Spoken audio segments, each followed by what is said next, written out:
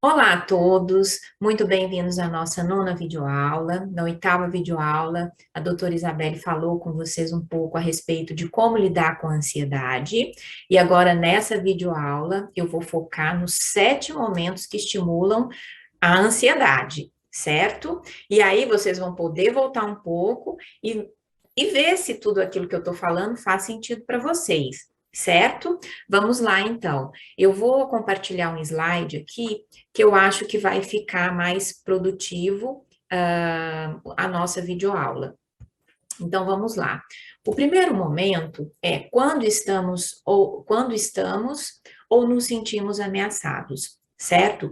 O que que é isso? Qualquer ameaça, seja aquilo que for ameaça para você, e aí é muito subjetivo. Por exemplo, ameaça de um desemprego, ameaça de não passar num concurso público, ameaça de não passar num processo seletivo de um mestrado ou de um doutorado, né? Ameaça de um ente querido diante a morte, ou então do cônjuge de separação. Então, cada um vai identificar aquilo que está ameaçando naquele momento. 2, quando algum valor importante para nós está ou é vivido como se estivesse sendo ameaçado. E agora, nesse momento, nós temos um exemplo maravilhoso, que é a pandemia, né? Se a gente pensar na pandemia, qual é o valor que mais é ameaçado? Talvez para todos nós, é a nossa liberdade. Então, em face a essa ameaça da liberdade, ou seja, eu não tenho o direito de ir e vir aonde ou quando eu quiser. Isso bate direto, né, na minha necessidade de estar livre, de estar com os amigos, naquela nossa necessidade primária, que é de estar com as pessoas. Né? O ser humano é um ser social. Então, quando eu me dou conta que eu estou nessa, nessa situação de não poder exercer um direito básico, que é a liberdade, que está muito limitada por causa das contaminações, isso gera muita ansiedade. Quer dizer, não é que gera, mas pode gerar, né? Cada um vai se identificando aí. Que valor é mais importante para você que está sendo ameaçado nesse momento, certo? 3, quando se tem a fantasia de não possuir a necessária competência para lidar com alguma situação relevante, ou às vezes até tarefa. Por exemplo, no local de trabalho, quando o seu chefe passa uma tarefa para você e diz: olha, por favor, faça assim, assim, assado, isso que eu estou te pedindo. E aí você se sente: não, eu não dou conta, acho que não. Por que que ele pediu para mim? Acho que a outra pessoa faria melhor que eu, né? Seja num teste, num exame, nossa, acho que eu não vou dar conta de fazer essa prova, ou ai meu Deus, como é que vai ser essa prova? Ou, por exemplo, quando você vai tirar carta, é muito comum as pessoas experimentarem ansiedade, né, no processo que antecede, depois, enquanto está estudando e no momento das provas, né? Por quê? Porque eu sinto que eu não sou competente, muitas vezes, né, que eu não dou conta.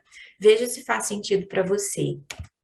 Uma quarta coisa é quando nós colocamos barreiras e impedimentos para nós mesmos, certo? Então, muitas vezes, um exemplo clássico, né? Eu quero ir em tal lugar, e aí o meu amigo me chama para ir em outro. E aí eu falo para ele assim: tá, eu vou com você, mas aqui dentro de você está pedindo, não, eu queria ir no outro. Ou, por exemplo, quando você não quer ir, mas você vai, né? Qualquer tipo de barreira ou impedimento que é colocado por nós mesmos, né? Por exemplo, não, eu não posso chorar. Nossa, eu tô morrendo de vontade de chorar, tô com muita tristeza, mas homem não chora. Já é mais um impedimento, certo? Vai identificando os impedimentos aí que você está colocando para você mesmo, certo? Quando eu falo você coloca para você mesmo, ninguém fala para você muitas vezes, não, você não, né? Não faça isso. Você mesmo é que fala para si mesmo. Então, você mesmo se impede de fazer alguma coisa, certo? E cada um tem o seu motivo. Muitas vezes eu digo que vou com o meu amigo, mesmo não querendo ir, para não perder a amizade dele, por exemplo. né? Então, identifiquem aí quais são os impedimentos de cada um, tá bom? A quinta coisa é quando nós passamos por cima dos nossos próprios limites, né? Então, por exemplo, se eu, um exemplo aqui bastante comum, né? Eu sou uma pessoa que tenho limitação para estar com muitas pessoas, né? Eu não consigo estar com muitas pessoas ao mesmo tempo. Então, eu me forço, em alguma situação, a estar com muitas pessoas, né? Olha, eu passando por cima do meu limite, que é não, eu não gostaria de estar com tantas pessoas assim, né? Por exemplo, uma outra situação, eu estou estudando uma coisa e me forço a estudar outra, mas aquela outra já está além daquilo que eu posso suportar, certo?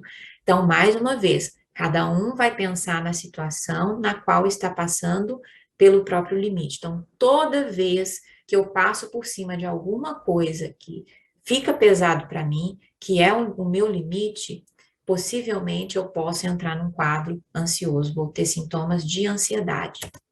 Outra coisa, quando nós nos voltamos sempre para fora, para os outros ou para metas como carreira, etc, né? Então, normalmente, quando eu digo mais sim para o outro e mais não para mim, eu posso também engatar num processo ansioso, tá? Então, muitas vezes né? Eu acabo sendo muito submisso, sempre fazendo aquilo que o outro quer, né? Não questionando, não colocando os meus limites, né? Pode ser que eu chegue aí a ter os sintomas também da ansiedade.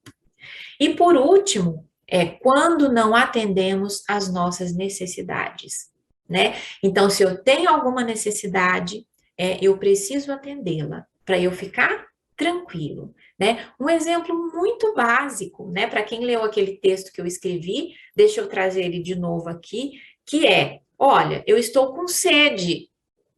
Então, o que que eu faço? Eu vou lá e tomo um copo de água e tá tudo certo. Só que muitas vezes, pode ser que eu esteja na casa de um amigo, né? E eu fico com vergonha de pedir um copo de água, né? Esse é um exemplo muito básico, mas há pessoas que têm vergonha, que têm receio, então não querem incomodar o outro, nem para pedir um copo de água. Então aquilo vai ficando aqui, né? Como uma necessidade não resolvida, não atendida, também pode gerar um processo de ansiedade, certo? Toda vez que eu tenho necessidade de algo, mas eu não atendo essa necessidade, seja por qual motivo for. Ok? Me falem, né, como é que fica isso para vocês, faz sentido? Coloquem aí seus comentários, que barreiras, que impedimentos que vocês percebem nesse momento, certo? Um grande abraço a todos e até a próxima.